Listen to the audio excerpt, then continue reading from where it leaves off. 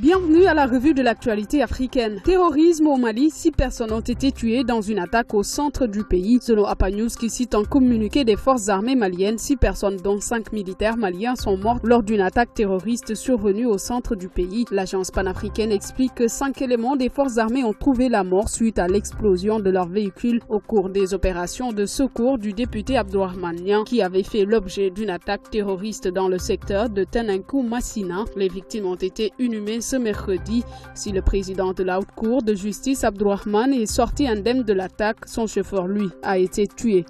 Au Togo, le gouvernement annonce des mesures pour la sécurité des manifestations. Le titre barre la une de Afrique Midi. L'opposition togolaise appelle encore une fois à manifester les 7, 8 et 9 novembre prochains pour exiger le retour à la constitution de 1992, le vote de la diaspora et le déverrouillage des institutions. Afrique Midi ajoute également qu'après le congrès du parti au pouvoir qui encourage son président fondateur à l'organisation du référendum, le gouvernement annonce des mesures pour la sécurité des manifestations. Mais d'après la coalition de l'opposition, un état de siège est imposé aux populations de l'intérieur et une chasse à l'homme est systématiquement organisée dans ces contrées, exacerbant les tensions et les colères. Les ministres des États membres du G5 Sahel ont plaidé la cause du Tchad en ce qui concerne le travel ban.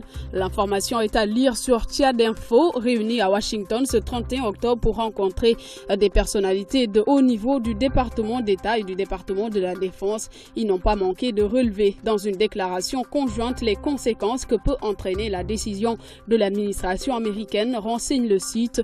Au cours de cette rencontre, les ministres du G5 Sahel ont notamment souligné que cette décision ne reflète pas l'engagement et les sacrifices consentis par le Tchad dans la lutte contre le terrorisme au Sahel et dans toute la bande sahélo-saharienne contre Boko Haram. Ils ont estimé que cette mesure présente le risque de porter préjudice à la solidarité et à l'unité du G5 Sahel, conclut Tchad Info.